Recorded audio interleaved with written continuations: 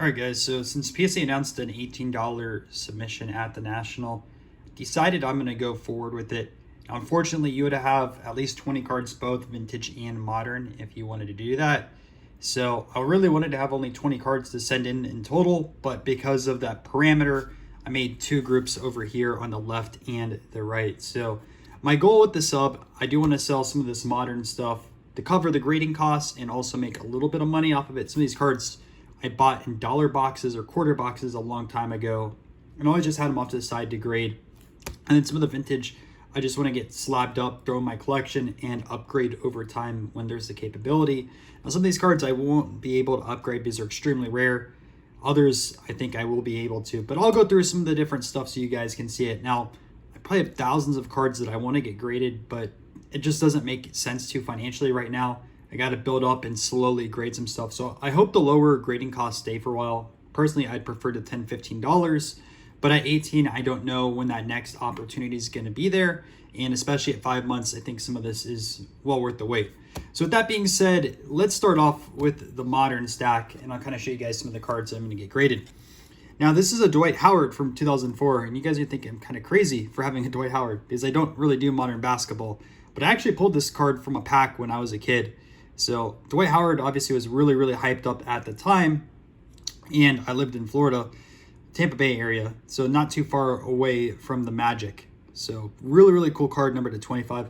Kind of wish it was a 2003 pack and got the LeBron, but still Dwight Howard will be a Hall of Famer. I know some people were disappointed he didn't make in that top NBA 75 list, but really cool card.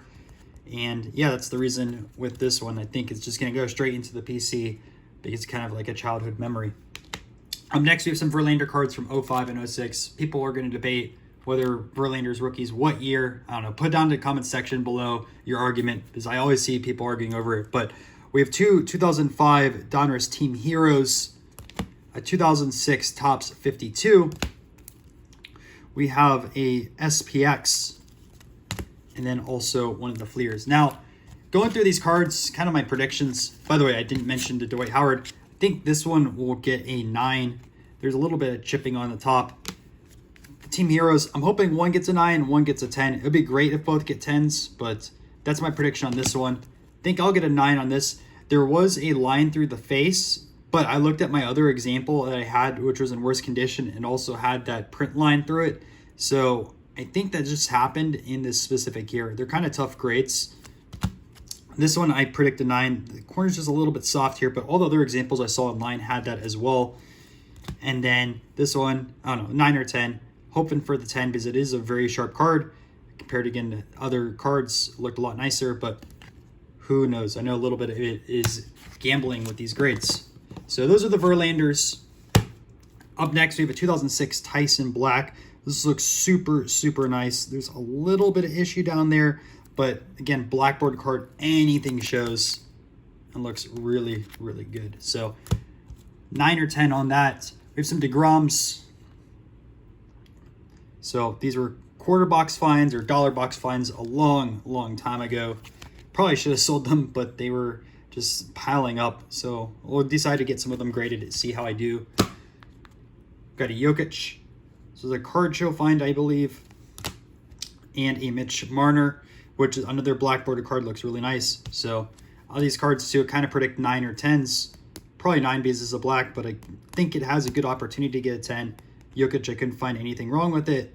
So cross fingers for that 10, but you never know. We got a second year McDavid dollar box find. No, they're super cheap cards, but once you get into those 10s are expensive. Some of the 9s as well will pay for the grading costs.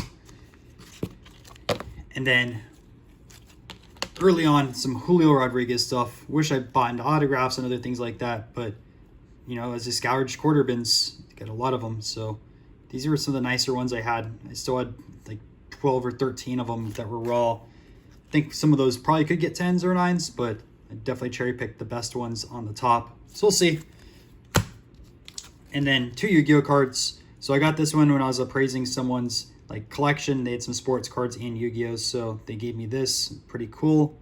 Time Wizard. And I pulled this as a kid. This is a LOB Blue-Eyed White Dragon. So I thought this one was mint. We'll see how they end up doing. So that's the modern side of things. I know that not a lot of you guys like modern cards, but definitely had to send some of those in to hit that 20 threshold. Up next, we have the vintage, which I enjoyed the best. And you're going to see some pretty cool and rare cards over here. So this is our early 1905 Thomas Edison. And I think this will get authentic. The bunch writing back looks horrible, but these are so tough to find, especially being a small card, being a European release. So there is that. Up next, we got a regional release, A. Patel. This is one of the Red Suns. Now, PSA says it's 1908. SGC says 1910. This is a 1908, technically his first card, because he has an Ogden, which I think is an 08 as well. It might be an 09, but I'm pretty sure it's an 08. So this would be his second rookie card.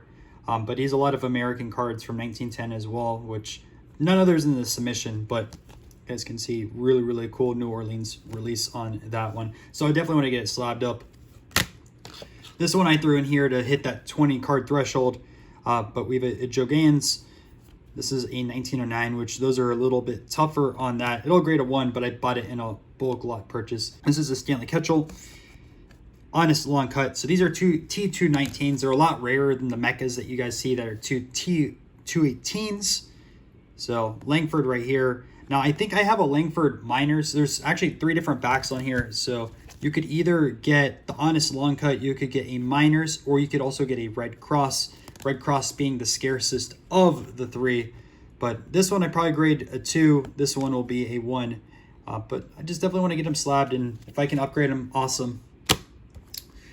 We have 2 lefty Groves. So this one I think will get authentic. This one I think will get a 4, maybe a 5.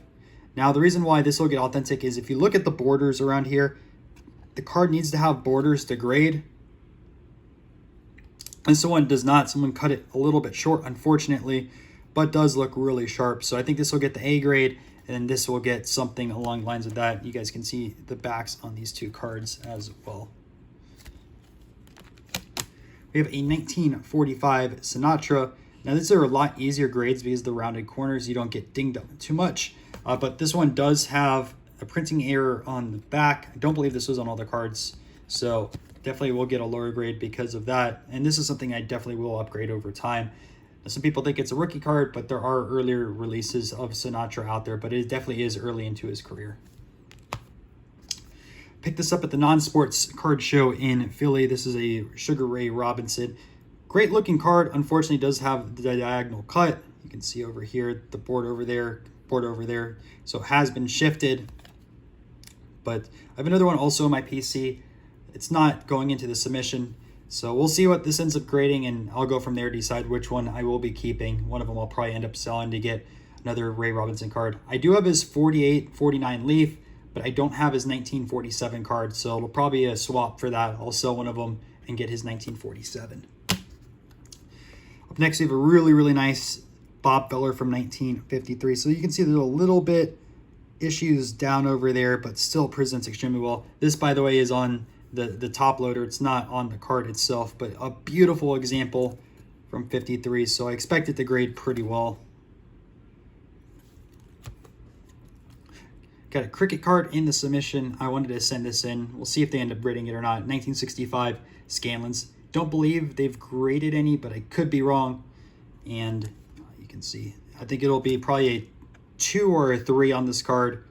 But Sober is one of the best cricketers of all time. And then I think this is the rest of my submission.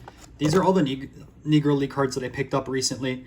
Now, it's not the entire lot, but I'll show you who I submitted. So we get John Donaldson. I thought this looked really sharp. This is from 1978. So definitely wanted to get that one graded. Some other examples aren't going to grade as well, but there's some of the bigger names like Oscar Charleston,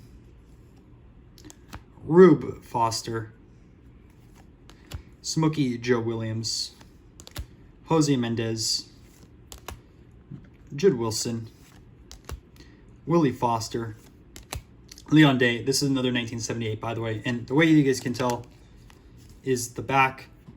So over there, so Leon Day. Maybe some earlier cards I definitely want to get, like some of his 1950 stuff, but just can't afford it. Beautiful examples, man.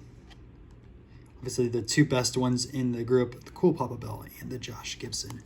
I should say the top three right here. There's also Satchel Paige in the set too, but I did not see that at the show. Those would be like probably the big four names, I assume, in the set. If not, just correct me down in the comments down below. But we'll see. I think a lot of these will probably grade between like 5 and 7. So I'm thinking like, okay, 18 bucks, I can buy it there.